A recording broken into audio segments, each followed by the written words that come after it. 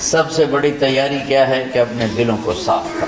جس دل میں نفرت ہو، بغض ہو، کسی کے لیے غصہ ہو، کسی کے لیے کیا کیا جذبے ہوں، دل صاف کرنا. ہمارے گھروں میں روزانہ جھاڑو ہوتا ہے، یہاں مدرسے میں روزانہ صفائی ہوتی کہ نہیں ہوتی؟ کیونکہ دنیا کی اصل گندگی ہے تو جھاڑو ہاتھ سے نہیں چھوٹ سکتا. حرم شریف میں دیکھا کیسے چاروں طرف خدام پھر رہے ہوتے ہیں برش لے کر. کہ تمہارے مولوی شاہ صاحب بھی ایک دفعہ وہاں خدام حجاج میں گئے تھے، میں نے ان کے ہاتھ میں برش دیکھا. وہی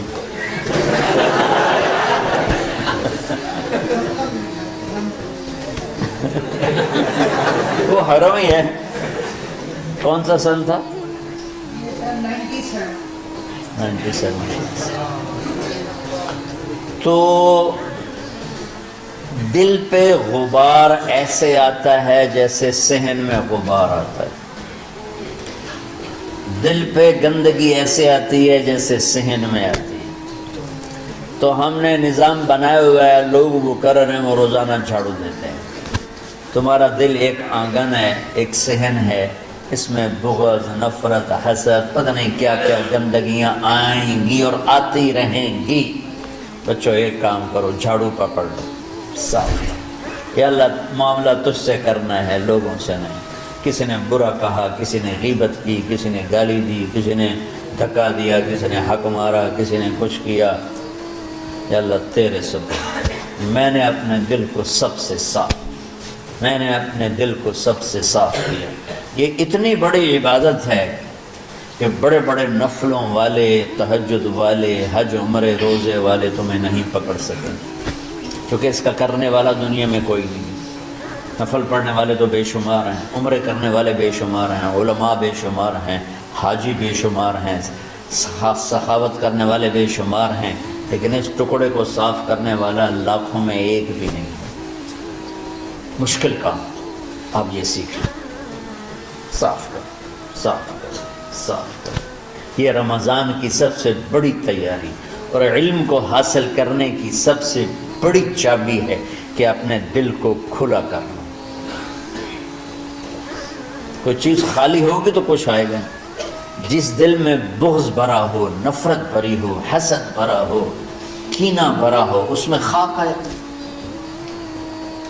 اس میں تو علم کی ایک کرن بھی نہیں آئے گی.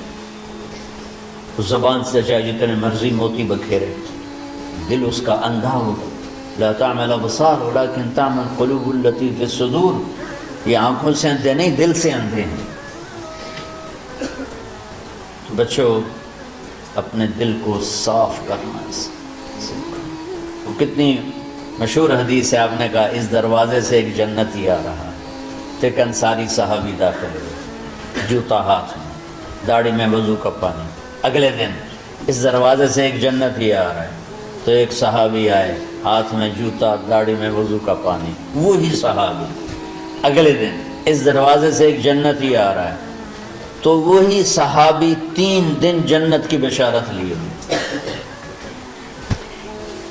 اس صحابہ کی جماعت میں ایک شخص ہیں جن کا نام ہے عبداللہ بن عمرو بن عاص. ان سے بڑا عبادت گزار صحابہ میں کوئی نہیں تھا، نہ سابقین میں، نہ متاخرین میں، نہ پہلوں میں، نہ بعد والوں میں. ان کی عبادت کیا تھی؟ ساری رات جاگنا، سارے دن کا روزہ، اور ایک ختم قرآن صبح سے شام. اتنی اللہ نے طاقت دی تھی.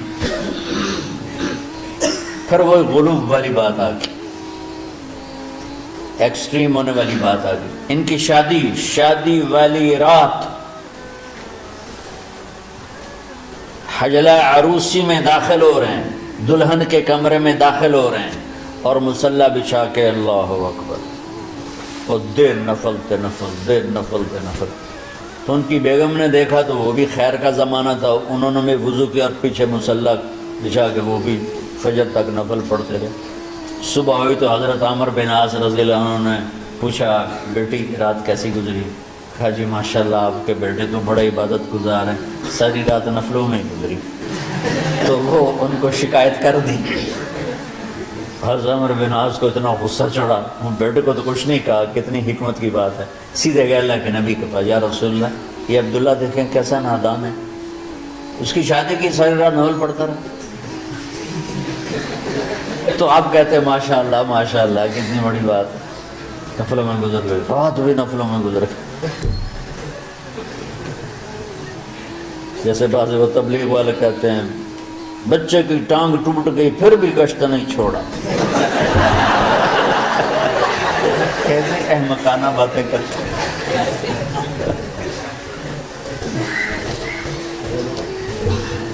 تو آپ نے حضرت عبداللہ بن عمر کو بلا کے ڈانٹا کہ تو نے مہینے میں 3 دن روزے رکھنے ہیں، بس نہیں رکھنے،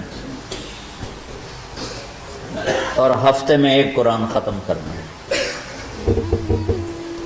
کہا یا رسول اللہ میرے اندر طاقت زیادہ ہے۔ پھر اچھا 15 دن روزے رکھنے، کہنے میرے اندر طاقت زیادہ ہے۔ آپ اس کو تھوڑا تھوڑا کر کے گھٹاتے رہے، اور وہ ہر دفعہ نہیں یا رسول اللہ میرے اندر طاقت زیادہ ہے۔ تو آخر میں آپ نے کہا اچھا چلو 100 میں داؤدی پہ آ جاؤ، 1 دن روزہ رکھو، 1 دن افطار کرو، اور 3 دن سے پہلے قرآن ختم نہیں کرنا۔ تو آپ نے اس کو پیچھے کیا۔ یہ بیٹھے تھے اس محفل میں، ان کے دل میں آیا کیا یہ بزرگ مجھ سے زیادہ عبادت کرتے؟ رات میں ساری جاگتا ہوں، دن روزہ رکھتا ہوں، 1 ختم کرتا ہوں، تو جنت کی بشارت تو مجھے ملنی چاہیے تھی، ان کو کیسے مل گئی؟ یہ کسی کتاب میں نہیں لکھا کہ یہ ان کا جذبہ تھا، لیکن جو کہ میں ان کی سیرت کو جانتا ہوں تو مجھے خیال آتا ہے کہ ان کی نفسیات میں یہ بات آئی ہوگی، چونکہ صرف انہیں کو خیال آیا کہ میں جا کے دیکھتا ہوں کہ یہ بزرگ کیا کرتے ہیں۔ تو ان کے پاس پہنچ گئے، چاچا ذرا، وہ ادھیڑ عمر تھے، چاچا وہ میرے ابا تھوڑے ناراض ہیں، کچھ دن آپ کے پاس گزارنا کا، بیٹا بسم اللہ آ جاؤ۔ اب رات ہوتے عشاء کی نماز پڑھ کے انہوں نے جلدی سے چادر اوپر لی اور یوں سراغ کر کے ان چاچے کو دیکھنے لگے ایسے کر کہ اب یہ کیا ساری رات سجدہ کرے گا، اور ساری رات روتے روتے روتے روتے مصلی گلا ہو جائے گا، یا ساری رات رکوع کرے گا، ساری رات قیام کرے گا، ساری رات قرآن پڑھے گا، اس تصور سے یوں دیکھ رہے۔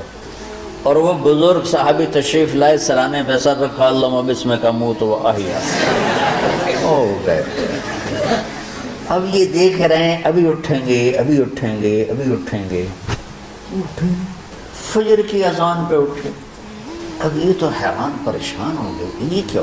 اس زمانے میں تو منافق تہجد نہیں چھوڑتے تھے ڈر کے مارے کہ پتہ نہ چل جائے ہمارے کفر کا، تو یہ چاچا جنت بھی لے گیا تو ستا بھی گیا، کہ چلو کل دیکھوں گا۔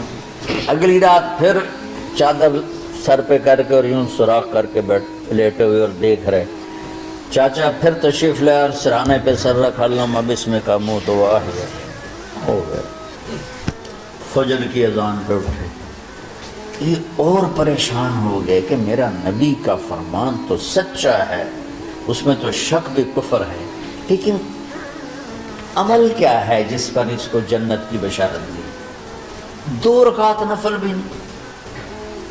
اور آج کے دور میں تم میں سے ماشاءاللہ اکثر بچے تہجد پڑھتے ہیں، کہ 1 رات اور دیکھوں گا، تیسری رات اللہم بسمک اموت و احیا، ساری رات۔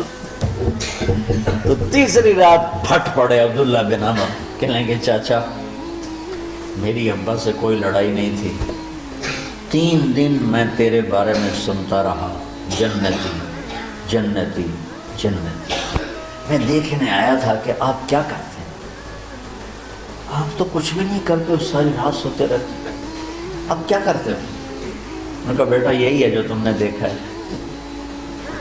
اب ان کو سمجھ میں نہیں آ رہا کہ یہ جوڑ کیسے بٹھاؤں، ادھر جنت کی بشارت، ادھر ساری رات خراٹے، اب یہ اس میں جوڑ کیسے بٹھاؤں؟ تو نبی کی بات تو غلط ہو نہیں سکتی۔ تو اب وہ نا ایسے نا بڑے بے دل سے ہو کر واپس مڑے، بڑے پتہ نہیں کی چکر ہوئے گی کوئی گل۔ جب وہ دروازے تک پہنچے تو کہنے لگے بیٹا ادھر آنا، اصل اب میں تمہیں اصل راز کی بات بتاتا ہوں۔ کیا ہے کیا ہے؟ تو یہاں ہاتھ رکھا، کہا یہ جو دل ہے نا اس میں کسی انسان کی نفرت نہیں۔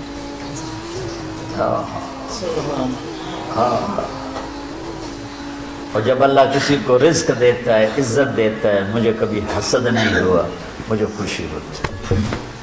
تو عبداللہ بن عمر نے کہنا تھا ہاں یہ بات ہے، نہیں، ان کو ہاذا ہوا، اچھل کے کہنے لگے ہاذا ہوا، ہاں ہاں ہاں ہاں یہی ہے یہی ہے یہی ہے۔